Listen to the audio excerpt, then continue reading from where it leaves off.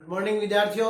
आज का अपना टॉपिक है पादप उत्तक संवर्धन के अनुप्रयोग एवं उपलब्धियां, यानी जो भी पादप उत्तक संवर्धन की जो प्रक्रिया की गई थी उसके क्या अनुप्रयोग है या क्या उपलब्धियां हैं। तो सबसे पहले सूक्ष्म प्रवर्धन, दूसरा है विषाणु मुक्त पुनर्जनन, तीसरा है कृत्रिम या संपुटीकृत बीज उत्पादन, चौथा है भ्रूण बचाव, पांचवा है पूजनीय अगुणितों का उत्पादन और छठा है त्रिगुणित पादप विकसित करना। सबसे पहले अपन पहला लेते हैं सूक्ष्म प्रवर्धन। उत्तक संवर्धन तकनीक के द्वारा पादपों के पुनर्जनन को सूक्ष्म प्रवर्धन कहते हैं। उत्तक संवर्धन तकनीक के द्वारा पादपों के पुनर्जनन को सूक्ष्म प्रवर्धन कहते हैं। इस तकनीक के द्वारा प्राकृतिक रूप से कायिक जनन करने वाले आर्थिक रूप से महत्वपूर्ण पौधों व चयनित नोबल प्लांट्स के शीघ्र गुणन के लिए इस तकनीक का उपयोग किया गया। इस तकनीक के उपयोग के द्वारा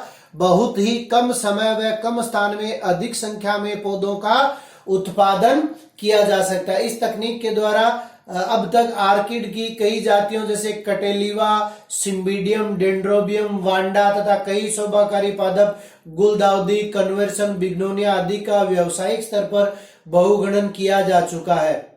भारतवर्ष में कई संस्थाओं व विश्वविद्यालय में वानिकी व बागवानी महत्व के अनेकों पादपों का इस विधि द्वारा सफलतापूर्वक उपयोग किया गया है। आप लोग जानते हैं सूक्ष्म प्रवर्धन क्या होता है। किसी भी पादप के सूक्ष्म से सूक्ष्म भाग को लेकर उसे संवर्धन माध्यम में डालकर उसके द्वारा पादपक व पादपक से पादप निर्माण करने की जो तकनीक है उसको अपन क्या कहते हैं, सूक्ष्म प्रवर्धन। तो इसका तात्पर्य क्या है? इसका तात्पर्य यह है कि इस तकनीक के द्वारा बहुत ही कम समय में बहुत अधिक संख्या में पादपों का निर्माण किया जा सकता है। बहुत कम समय में और बहुत ही कम लागत के द्वारा बहुत अधिक मात्रा में पादप तैयार किए जा सकते हैं। दूसरा है विषाणु मुक्त पुनर्जनन।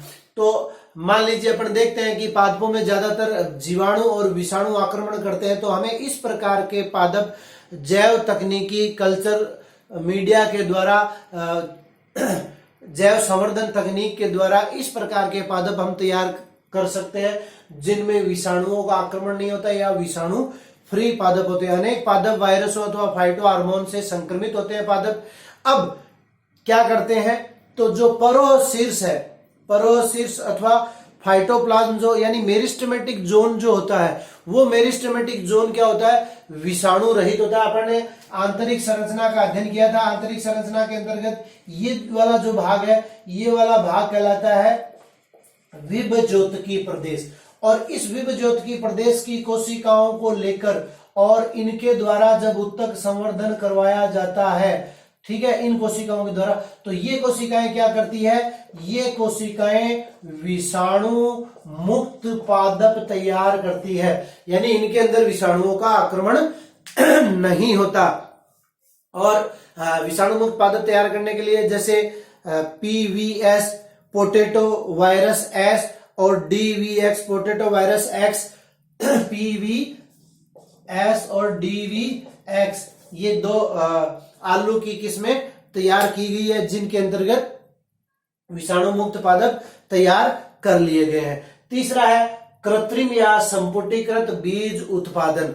तो इसमें मैंने आपको पहले भी बताया था कि भ्रूण के चारों ओर एक कृत्रिम रूप से आवरण का निर्माण किया जाता है। इस विधि के अंतर्गत देखिए क्या करते हैं कि ये सोडियम अथवा कैल्शियम ऑक्जेलेट, ठीक है, सोडियम अथवा कैल्शियम एल्जिनेट का एक आवरण तैयार करते हैं और इस आवरण के अंदर ये हो गया क्या, भ्रूण, और इसके चारों तरफ अब जो हमने संवर्धन माध्यम तैयार किया है, कल्चर मीडिया तैयार किया है, उस कल्चर मीडिया को इसके अंदर भर देते हैं। तो ये एक प्रकार से क्या हो जाएगा, कृत्रिम बीज हो जाएगा। और इसका संग्रहण, वातानुकूलन, भंडारण, परिवहन इत्यादि की समस्याओं से हम बच सकते हैं। कृत्रिम बीजों का अंकुरण सामान्य बीजों के जैसे ही होता है। इसका प्रयोग सर्वप्रथम मुरासिगे ने किया था। ये भी आप लोगों को ध्यान में रखना है। इसका प्रयोग सर्वप्रथम किसने किया था, मुरासिगे ने किया था। नेक्स्ट अपनी तकनीक है भ्रूण बचाव, जिसको अपन कल्चर मीडिया के अंतर्गत पढ़ के आ चुके हैं। भ्रूण बचाव के अंतर्गत जो दुर्लभ गुणों युक्त पादपों के भ्रूण होते हैं उनको संवर्धन माध्यम के द्वारा उनको बचाया जा सकता है, उनको बचाकर नए पादपों का निर्माण करते हैं। पूजननीय अगुणितों का उत्पादन जैसा कि अपन ने देखा था, सिप्रा गुहा मुखर्जी, सतीश चंद्र मुखर्जी ने क्या किया था, जब धतूरे के अंतर्गत अगुणित पादपों का उत्पादन किया था।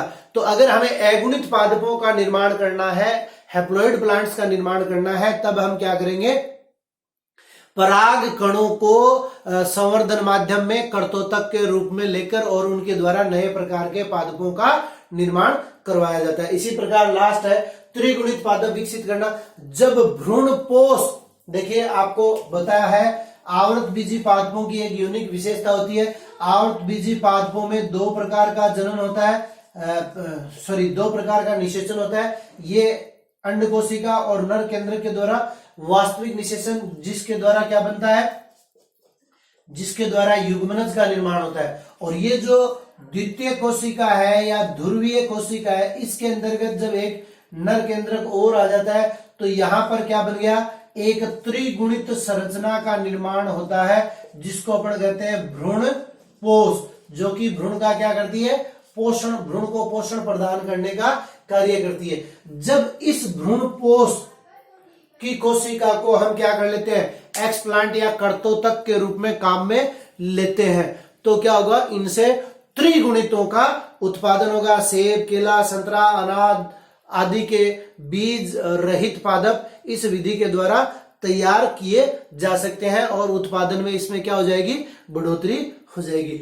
और इसके अलावा जो अनुप्रयोग एवं उपलब्धियां है वो हम कायिक संकरण में, कायिक कॉलोनीय विविधता के निर्माण में, जनन द्रव्य के संरक्षण में भी इनकी काफी महत्वपूर्ण उपलब्धियां है।